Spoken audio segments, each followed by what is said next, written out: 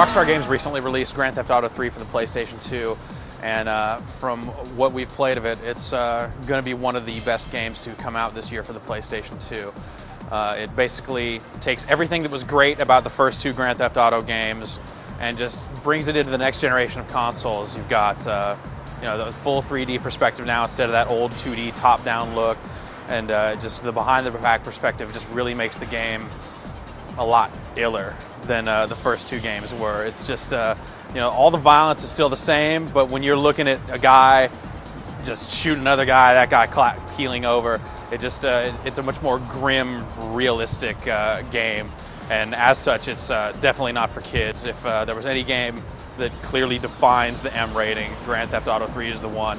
Not only does it have graphic violence, but the storyline centers on, crime, basically. And, it touches on drugs, there's lots of sexual innuendo. And basically it just runs the gamut of things you don't want kids to see. So if you're not comfortable watching R-rated movies like, say, Goodfellas or Heat, then Grand Theft Auto 3 is definitely going to be a turn-off. One thing GTA 3 does that the other two games didn't do is it actually delivers a really cohesive plot. The previous games just kind of gave you all these random missions. You would go out and just be like, okay, you have to go blow up this guy, you have to go kill these people, and it got old really quickly. What this one does is that, the missions are basically the same, but the little cutscenes between them really tie it together and give it a plot line. You start out working for the Mafia, then the Mafia double crosses you, you end up going to a different part of town, working for somebody else. So you're constantly kind of moving around, playing the gangs off each other, and it turns into a pretty compelling story as it goes along. What really makes the story great is it's supported by some really great voice work. They got some really good talent in the game. Michael Rappaport is in it, of Metro fame, as well as Joe Pantoliano, Frank Vincent, and lots of others. But even the characters that aren't like the principal characters in it, that are just done by stock kind of voice actor type people, everything is just really well done, and it definitely lends the game an atmosphere that wouldn't be there otherwise. Like the other Grand Theft Auto games, GTA 3 really brings together a lot of freedom. There's a whole lot to do in the city. It's a very living, breathing city with a lot of pedestrians, and the 3D nature just makes it really seem incredibly immersive.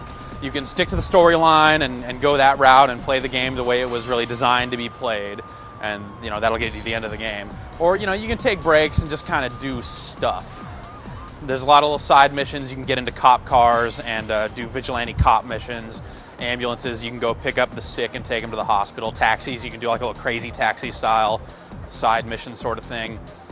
Or you can just cause trouble in the streets. You can pretty much steal any car you want. You just walk up, push a button, he'll jump right in, throw the guy out of the car, and then you're going. You can beat people with bats. You can beat them with your hands. There's a lot of different weapons.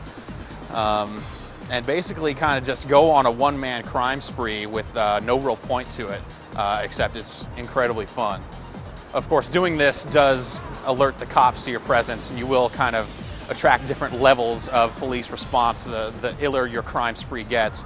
And when it starts out, cops will chase you a little bit. They won't go all out to get you. If they just see you stealing a car or see you punch someone out, not that really big of a deal.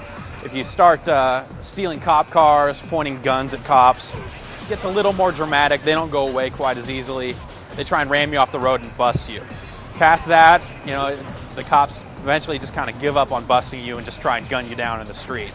That usually requires you to do something pretty bad.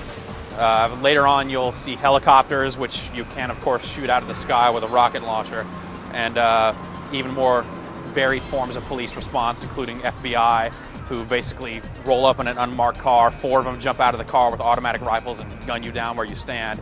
And then once you get really crazy, the military gets involved. That can only really happen towards the end of the game, but the military pretty much just puts you down.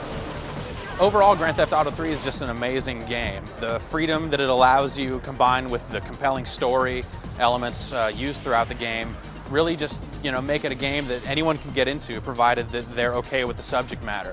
It's, again, a very violent game. Probably the most violent game you'll see in a long time.